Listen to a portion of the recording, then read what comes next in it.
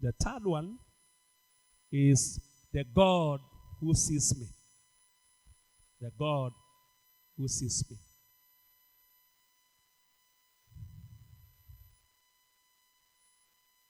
The God who sees me. If you read verse number 13, where we read with you our text of our text, we see that when the angel has spoken to her, she now came and gave God a name. Verse 13. He said, she gave his name to the Lord. Let me read it. King James says she gave this name. It's the same. She gave this name to the Lord who spoke to her. You are the God who sees me. For she said, I have now seen the one who sees me. I have now seen the one who sees me. Listen to me, church. Our God sees everything about us. If it were that God will not see, then Hagar would have perished in the desert. Our only hope of survival to become something and bring forth a generation that she brought forth that we know today as Arabs all over the world, it would have never materialized if Hagar would have died in the desert. When she found herself in the wilderness, in the desert, and there's no one, and there is no hope, suddenly from nowhere, a stranger appeared.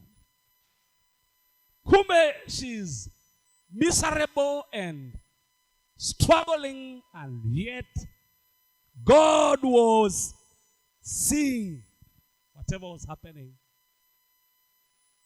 to Hagar.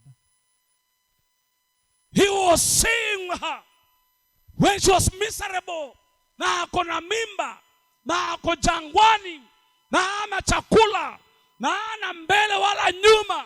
The God who sees, Jehovah El Roi, saw wherever he was and came walking. Came walking.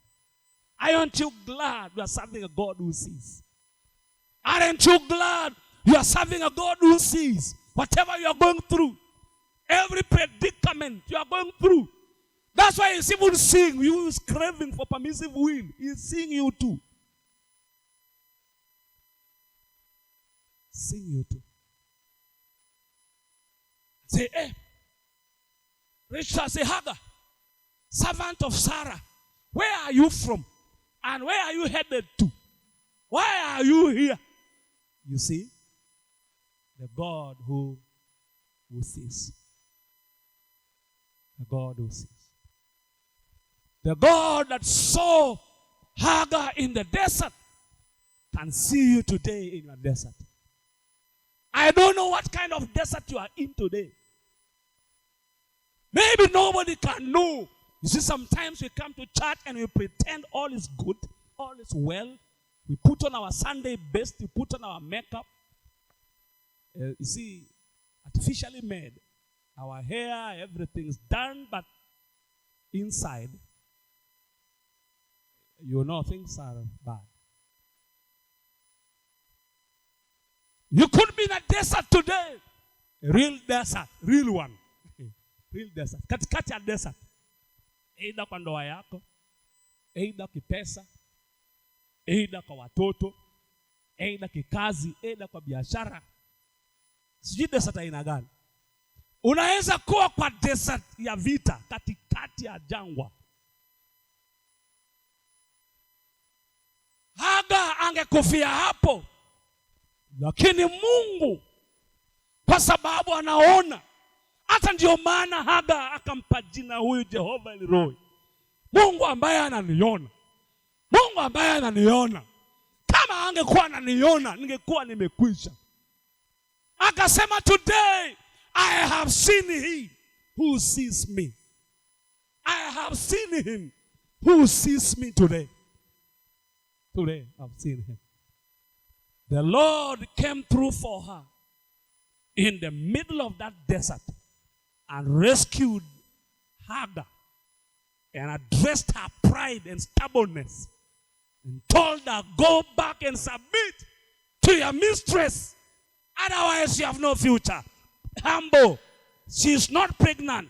You are pregnant, that's all right. But whatever you are carrying is meaningless until you go back and submit to Sarah, because she's the one who has what you're supposed to become. Ni kama kuku. Mayai naweza sema nitafanya vitu vyangu, lakini paka ukae hapo kwa kuku ikufunike na mabapaka na uache.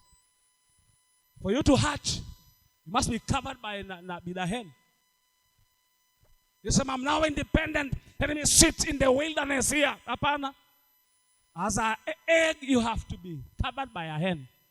Akamwambia, go back to Sarai and submit so that she can sit on you until you hatch.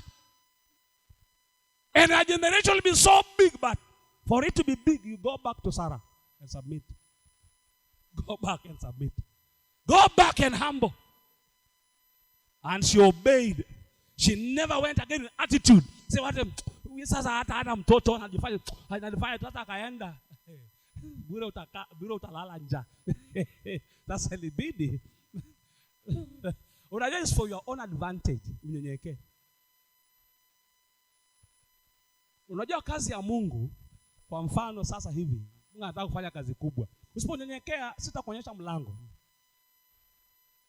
Tutafuti watu hapa, tuna shida ya watu huku.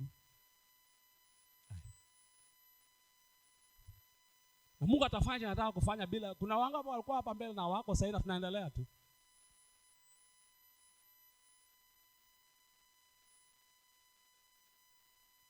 Alright.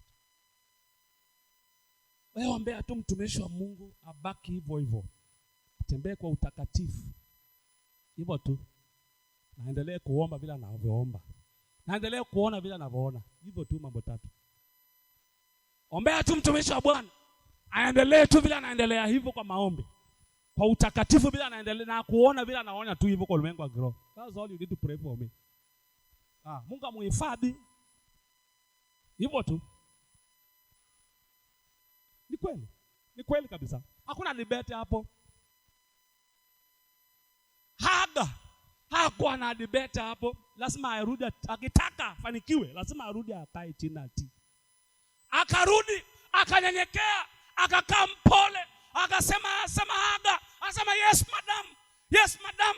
Yes madam. Yes, yes. Now you can stay here. Now you can survive here. Now you can become somebody. Today we have Arabs all over the world because Hagar decided to humble.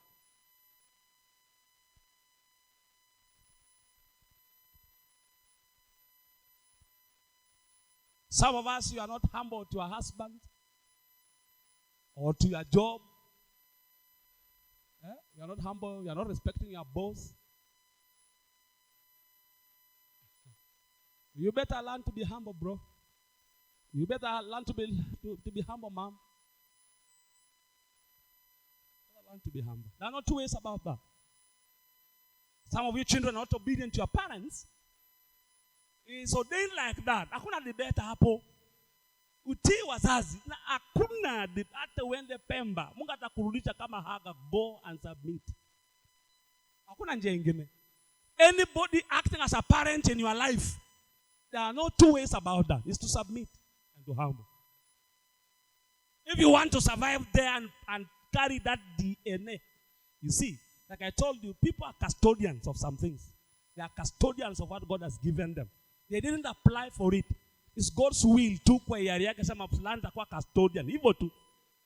Either you join up in what God is doing or stay away and be nothing. Or he'll connect you to somebody else huko nje who will meet with your confusion. But the problem is God will come asking you, where are you from? Where are you going? That's the question. That's the problem.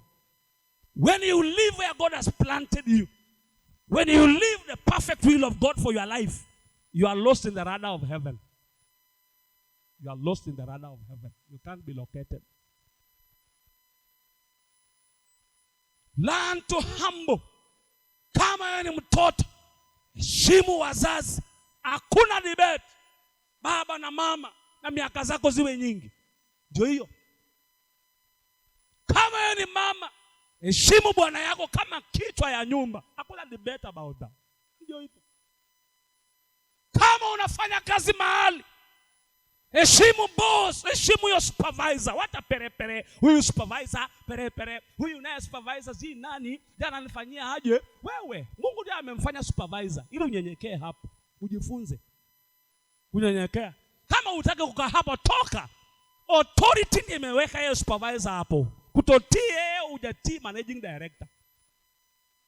Despising a supervisor is despising the CEO. Kama ujui. Kama unasikia umetosheka, utaki hiyo kazi kasikia kijinga, we toka. Design toka, kesho enda tafuta kama utapata yako mwenyewe. Nye utaki supervision. It's very easy. Life is so simple. Kama utaki kunyenyekea, unajipanga. Unajipanga mapema, hii kasi duni, kasi dogo bure, pesa, haina faida. We resign toka tuone. Kamata gongana na dunia huko tuone akili yako itakupeleka wapi. Na ujuzi yako itakupeleka wapi.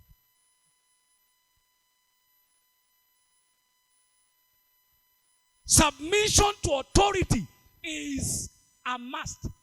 Na hakuna authority ambayo hajaordainiwa na Mungu, hakuna. Sasa zingine unapewa na mtu hata hajaenda shule, mtu hata hajui chochote, hata yeye ndio anamsaidia vitu zingine na anakuambia vitu hapo na anakusimamia, unatamani huyu mtu hata upige sikio, hata haelewi anafanya nini, lakini ni mtihani ya Mungu. Utanyenyekea ama hapana? Ama utaenda kwa muonaji, kwa waganga kama vile wengine wanaoendanga hapa. Si huyu jamaa nitafanyaje? Huyu jamaa ananisumbua. Wewe shauri yako. Hizo madhabahu umeenda show ya kihungu na Mungu atakupiga kibogo siku nyingine. Unajua ukipanda mbegu sasa utavuna. Itachukua muda hata miaka 2 ndio ive. Mahindi. Utapanda mahindi kwa mwezi mmoja uvune. Utavuna tu. Usione kama hakuna kitu kilifanyika, sema hapana, utakamatana na mambo yako. Itakushika tu. Itakukaba koo. Ikiiva utavuna tu. Usipotubu mapema. Some of us need to go and confess to some people the evil you have done. You need to go and humble mapema before the things you have done. You need to go and kneel down and say, please, I'm sorry. I did this. Na supervisor kajinga unakimbia, sema huyu jamaa atakafanyia mimi hivi, atoke hapa, afanye nini? Shauri yako. Shauri yako. Omba Mungu, huyu mtu ananisumbua, nitafanyaje? Mungu nipe hekima. Kama sio mapenzi yake, I pray him out of this place. Hiyo inatosha. Kama ni Mungu atamngoa. Vengeance ni ya Mungu. Na Mungu mwenyewe atamtoa. Utashtuka tu amepata kazi kwingine ama amegonjeka ama kitu imefanya. Lakini you to take the matters in your hands. Unayapeleka mtu jina mahali. Ati unataka wewe. Shauri yako. Shauri yako.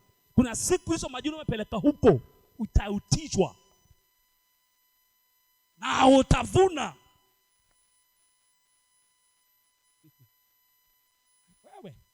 Wacha Mungu akutetee. Wacha Mungu akupiganie. Mungu anaweza sana vita kama hizo. Anasema vita ni zangu. Yeye ni ushindi. Why are you taking the matters in your hands? My brother, my sister, why are you taking the matters in your hands?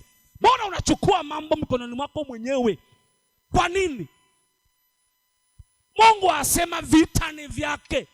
Vita ni vyake. Kama ni mtoto wake, vita ni zake.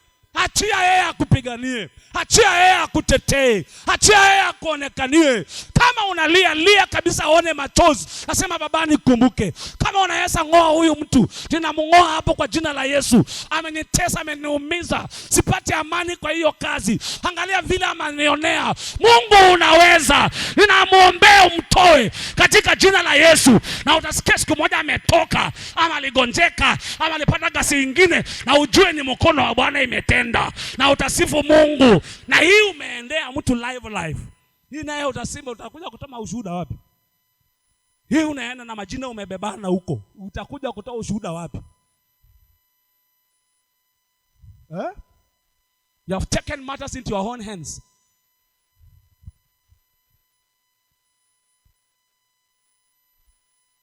Leo hakuna amen hapa. Kuna amen, hakuna mbegu inakuja kwa madhabahu leo. Hakuna mtu anasema that's my word. Man of God, preach it. I have not seen people say preach it, come with a seed. Hata kama hakuna seed, most of us need to repent seriously in the altar and lay low. And some of us need to go on kwa mtu binafsi. Unajua kwanza ile mtu ameona chenye unafanya, hiyo ni hatari. Hiyo ni hatari. You are at the mercy of huyo mtu. Huyu amemuonyesha, anaweza kukumaliza na watoto wako wote, na jamii yako yote.